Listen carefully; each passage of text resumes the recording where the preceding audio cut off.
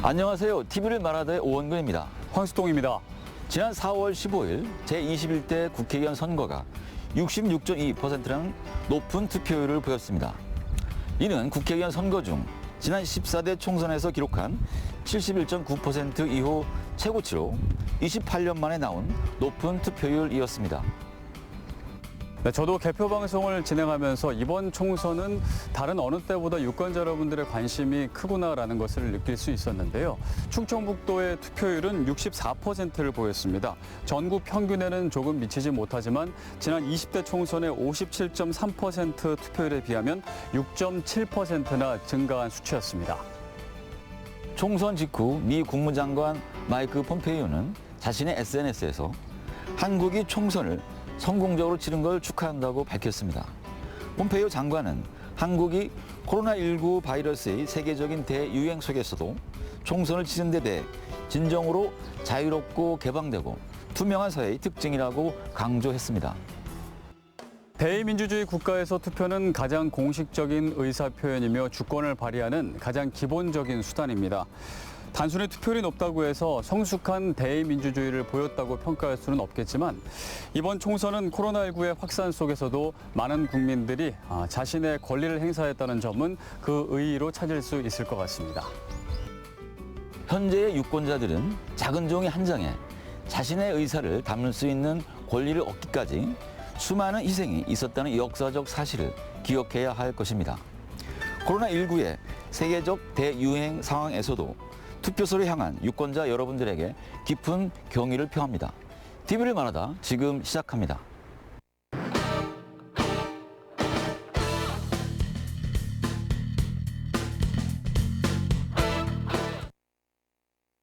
지난 4월 15일 국회의원 선거는 코로나19 사태로 그 어느 때보다 조용하게 치러졌습니다.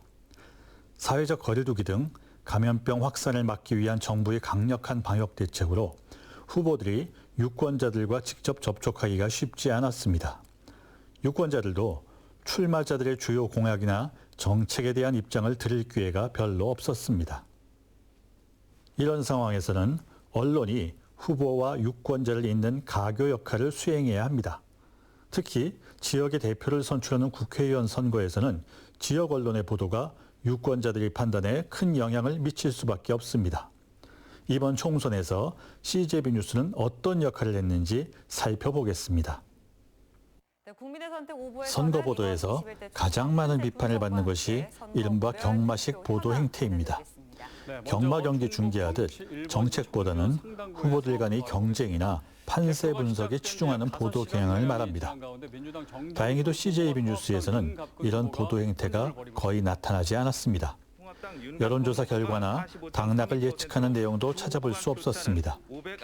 유세 현장을 따라다니며 중계하듯이 보도하거나 각 진영의 공약을 앵무새처럼 전달하는 뉴스도 많지 않았습니다.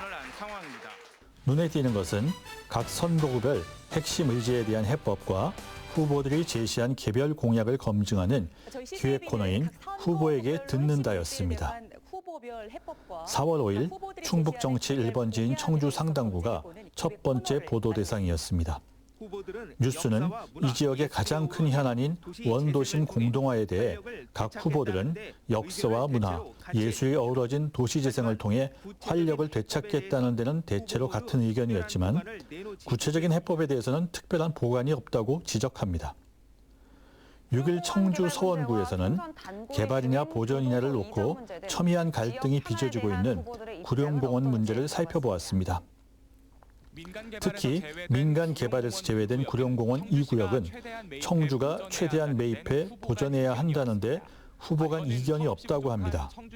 관건은 턱없이 부족한 청주시 예산에 국비를 끌어오는 것인데 그 방식을 놓고 후보 간에 어떤 차이가 있는지 비교하고 있습니다. 이후에도 CJB 뉴스는 충북 지역의 선거구별로 주요 쟁점에 대한 후보들의 입장과 견해를 상세하게 전해주었습니다. 유권자들의 선택에 상당히 도움이 되는 내용이었다고 생각합니다. 다만 아쉬운 것은 상당히 복잡한 쟁점에 대한 후보들의 입장을 짧은 시간에 보도하다 보니 수박 겉핥기식으로 나열하는 수준에 그치고 있다는 점입니다. 무소속 김양희 후보의 4월 6일 무소속 후보들이 출마 포기와 관련한 뉴스는 다소 아쉬웠습니다. 미래통합당 공천에 반발해 무소속으로 출마한 김양희 후보가 투표용지 인쇄 전날 전격 사퇴했다는 소식이었습니다. 뉴스는 또 현역 의원으로 도내에서 유일하게 컷오프된 민주당 오재세 의원도 본 후보 등록 하루 전 불출마를 선언했고 충주의 맹정섭 전 후보도 출마를 포기했다고 전합니다.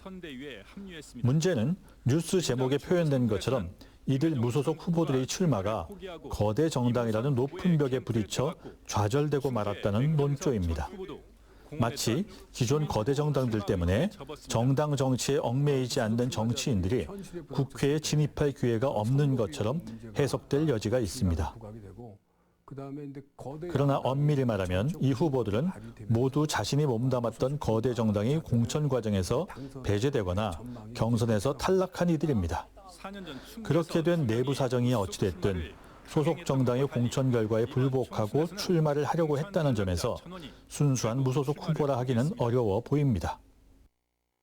한편 선거일이 가까워지면서 그간 자제해왔던 경마식 보도 행태가 다시 조금씩 나타나기도 했습니다. 7일 여야의 자체 판세 분석에 대한 보도가 전형적인 사례입니다. 민주당은 승기를 잡았다며 청주 4석 등 충북 6곳에서 우세를, 2곳은 백중세를 점쳤고 통합당은 하루와 다르게 표심이 결집하고 있다며 충북 지역 7곳에서의 우세를 예측했다고 합니다. 비록 양당의 주장을 그대로 전한 것이라고 하지만 이처럼 서로 완전히 모순되는 판세 예측이 유권자의 선택에 어떤 도움이 되는지 모르겠습니다. 코로나19 사태가 장기화되면서 지역의 많은 소상공인들이 고통을 겪고 있습니다. 특히 정부가 종교시설과 실내체육시설, 유흥업소 등 다중이용시설의 운영 중단 공고를 내리면서 상황은 더욱 악화되고 있습니다. CJB 뉴스는 3월 23일 아무런 대책도 없는 정부의 휴업 공고에 한숨을 쉴 수밖에 없는 소상공인들의 사정을 보도하고 있습니다. 취재진이 찾은 한 실내 운동센터는 정부의 권고를 받아들여 보름간 문을 닫기로 했습니다. 월세와 각종 공과금 걱정에 어떻게든 영업을 계속할 궁리도 해봤지만 샤워장과 탈의실 운영 제한 같은 정부 지침을 지키기가 현실적으로 어렵다고 판단했기 때문입니다. 충청북도에서도 도내 종교시설과 실내 체육시설, 유흥업소 등 해당 시설들에 대한 점검에 들어간다고 합니다.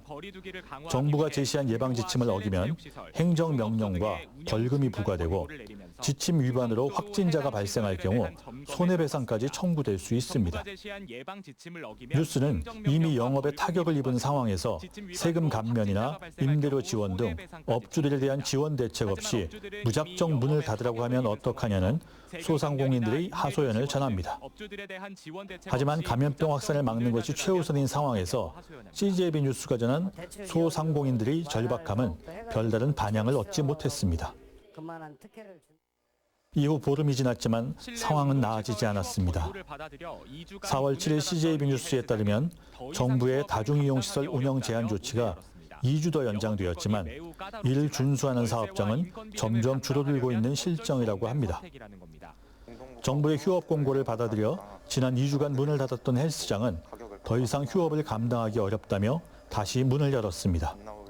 영업 조건이 매우 까다롭지만 월세와 인건비 등을 감당하려면 어쩔 수 없는 선택이라는 것입니다. 다른 곳도 사정은 마찬가지입니다. 충청북도에서도 실내 체육시설과 학원, 노래방, PC방, 요양병원 등 9개 업종에 대한 지도 단속을 이어간다고 합니다. 하지만 대책이라곤 대출 지원이 유일해 업주들은 위험 부담을 무릅쓰고 영업 재개에 나설 수밖에 없다고 합니다. 지난 2주간 정부는 무엇을 한 것일까요? 감염병 확산 방지를 명분으로 운영 제한 공고라는 가장 손쉬운 조치를 취했을 뿐 정작 이로 인한 소상공인들의 고통을 해소하기 위한 실질적 대책은 제대로 준비하지 않은 것입니다. 언론이 사회적 약자들을 대신해 정부의 책임 있는 대책 마련을 촉구해야 했지만 이날 CJB 뉴스는 생계형 영업에 나설 수밖에 없는 이들에 대한 실질적 지원책이 필요해 보인다는 원론적인 언급에 그치고 말았습니다.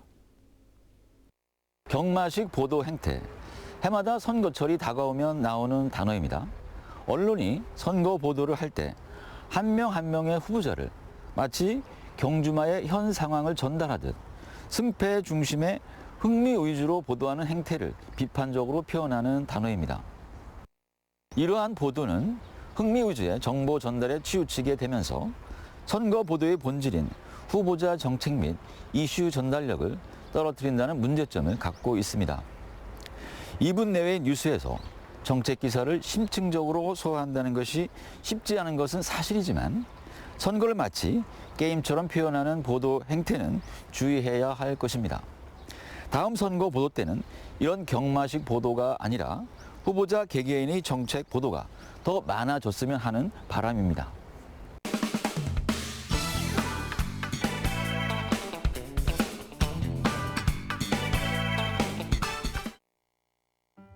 TV를 말하다 플러스 오늘은 코로나19 관련 보도 중 오보를 짚어보고 해당 보도의 문제점을 통해 우리가 수많은 뉴스를 어떠한 태도로 바라봐야 될지 생각해보는 시간을 마련했습니다.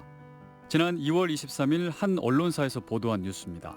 전 세계 133개국 중국인 입국 금지, 한국 안 하나 못 하나. 먼저 기사를 자세히 살펴보고 해당 기사의 문제점을 짚어보겠습니다. 기사는 코로나19가 전국적으로 확산하고 있는 가운데 중국인 입국을 금지해야 한다는 주장이 계속 제기되고 있다. 현재 전 세계 133개국 이상이 중국인 입국을 제한하고 있다는 문장으로 시작합니다. 전 세계 133개국이 중국인의 입국을 금지한 상황에서도 한국은 중국인 입국 금지 조치를 취하지 않고 있다는 내용으로 더 이상 주저하면 안 돼라는 야당의 정부 비판과 중국인 입국 금지 조치가 바람직하지 않다는 정부의 입장을 전달하고 있습니다. 또 기사 말미에는 앞서 지난 17일 중국 국가이민관리국은 중국에 거주하거나 방문한 이들의 입국 금지 조치를 내린 133개국을 발표했다. 프랑스와 러시아, 독일, 미국, 필리핀, 캐나다, 싱가포르 등이 포함됐다. 목록에 포함된 대부분의 국가는 중국인 혹은 최근 14일 이내에 중국 방문 이력이 있는 사람들을 전면 입국 금지 조치했다고 밝히고 있습니다. 기사에 따르면 전 세계 약 70%에 달하는 국가들이 중국인의 입국 금지 조치를 내렸습니다. 그런데도 유독 한국만은 중국인 입국 금지에 대한 결정을 내리지 못하고 있다는 내용입니다. 중국 국가이민관리국 133개국이라는 키워드로 뉴스를 찾아보면 이 기사는 사실 다른 언론사의 2월 17일자 기사를 바탕으로 재작성된 기사임을 알 수 있습니다. 중국인 입국 제한국 또 늘어 총 133개국. 지난 2월 16일에 중국 국가이민관리국은 중국인 입국을 제한한 133개국을 발표했다. 기사의 근거로 제시된 것은 2월 16일자 중국 국가이민관리국의 홈페이지 사진입니다. 이후 작은 언론사, 큰 언론사 할 것 없이 비슷한 논조의 기사들을 쏟아냈는데요.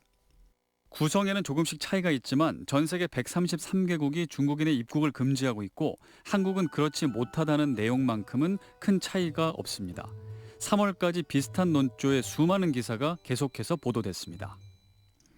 그런데 이 많은 기사의 가장 큰 문제점은 중국 국가이민관리국은 중국에 거주하거나 방문한 이들에 대해 입국 금지 조치를 내린 133개국의 목록을 발표한 적이 없다는 점입니다.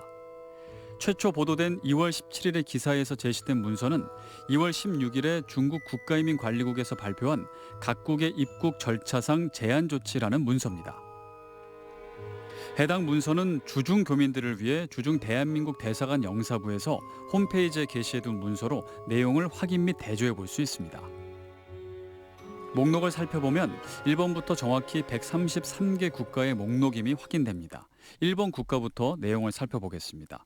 1번 알바니아, 국제공항 등 공항만 입국 검역 강화, 중국발 여행객 체온 측정 실시, 이상 증세 발견 시 바로 격리 조치 및 병원 이송.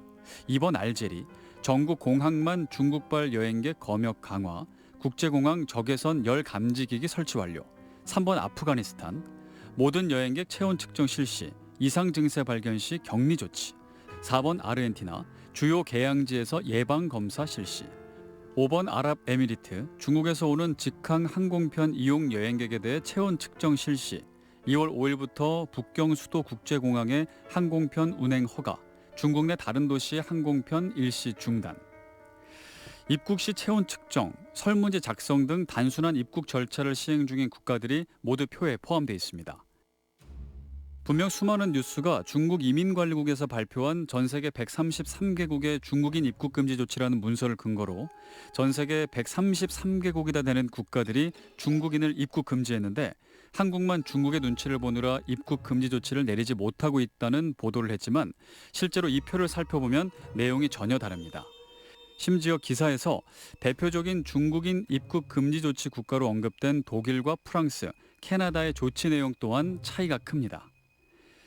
29번 독일은 입국 여행객 체온 검사 실시, 35번 프랑스, 공항에서 발열 등 이상 증세 발견 즉시 해당자 격리 조치, 51번 캐나다, 과거 14일 내 호북성 방문 모든 입국자는 입국 후 반드시 14일간 자가격리. 더욱 황당한 것은 이 표의 133개국 중에는 한국도 포함되어 있다는 점입니다. 45번 한국, 2월 4일부터 중국 호북성 발급 여권 소지 중국인 및 과거 14일 내 중국 호북성 방문 체류 모든 외국인 입국 금지, 제주도 무사증 입국제도 일시 중단, 2월 5일부터 중국인 환승 무사증 입국제도 일시 중단, 홍콩 마카오를 경유하여 입국하는 모든 여객은 공항 도착 후 반드시 건강상태 확인서 제출 및 체온검사 실시. 물론 이 133개 국가 목록 중에는 싱가포르와 같이 중국 출발 입국자를 국적 불문, 입국 및 경유를 아예 금지하는 국가들도 있습니다. 그리고 미국과 같이 과거 14일 이내에 중국을 방문한 외국인의 입국을 금지하는 국가도 있습니다. 하지만 기사에서 전한 대로 전 세계 133개국이 중국인을 입국 금지하고 있는 상황은 아니라는 것입니다.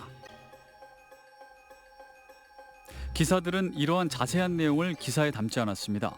한국이 중국의 눈치를 보느라 전 세계 133개국이 실시하는 중국인 입국 금지 조치를 미루고 있다는 자신들의 주장을 강화하기 위해 그저 숫자 부풀리기에만 급급했습니다. 기사의 근거가 되는 중국 이민관리국의 발표를 제대로 살펴보지도 않은 매우 심각한 오보며 이는 해당 기사를 받아쓰기 위한 수많은 기사도 모두 마찬가지입니다. 해당 내용을 보도한 모든 언론사가 정확한 사실 확인 없이 앞서 보도한 기사를 그대로 받아쓰기만 했습니다.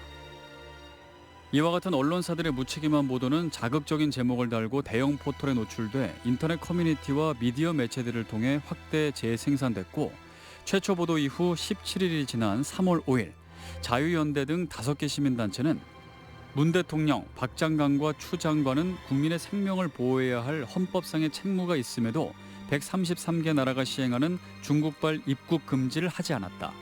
우리 국민에게 피해가 생겨도 어쩔 수 없다는 미필적 고의로 6천여 명의 감염자를 발생시키고 30여 명의 국민을 사망케 했다고 주장하며 문 대통령과 박능우 보건복지부 장관, 추미애 법무부 장관, 박원순 서울시장, 이재명 경기도지사를 검찰에 고발하는 해프닝 또한 벌어지고 말았습니다. 이처럼 근거 없는 기사들은 확증 편향적 사고의 근거로 사용되고 결국 이와 같이 사회에 분열을 낳습니다. 서로의 주장이 충돌하고 그 충돌 속에서 접점을 찾아내는 것은 민주주의의 필수 요건입니다. 하지만 거짓 근거를 바탕으로 서로가 충돌한다면 이는 양측이 어떠한 접점도 찾을 수 없는 끝없는 충돌만 낳을 것입니다. 이런 왜곡된 충돌의 천병에 언론사가 존재한다는 것은 정말 부끄러운 일입니다. 이 기사들이 가진 두 번째 문제점은 중국에 대한 혐오 정서를 부추기고 있고 크게는 인종주의의 정서를 담고 있다는 점입니다. 앞선 기사들의 제목을 다시 한번 살펴보겠습니다. 중국인 입국 제한국 또 늘어 총 133개국, 전 세계 133개국 중국인 입국 금지, 한국 안 하나 못 하나. 러시아도 20일부터 중국인 입국 금지, 133개국에서 중국 입국 제한, 중국인 입국 제한 국가 133곳, 우방국 러시아도. 이 기사들은 공통적으로 중국인의 입국을 제한하라고 주장하고 있는데 이 주장에 주의해야 할 부분이 있습니다. 현재 전 세계 대다수의 국가들은 중국인의 입국을 제한하고 있지 않습니다. 중국에서 출발하여 자국으로 입국하려는 외국인의 입국을 제한하는 것이 일반적입니다. 중국 국가이민관리국에서 발표한 문서를 살펴보겠습니다. 12번 호주, 2월 1일부터 2월 22일까지 중국 대륙 출발 및 경유 입국 모든 외국인 14일 이내 입국 금지.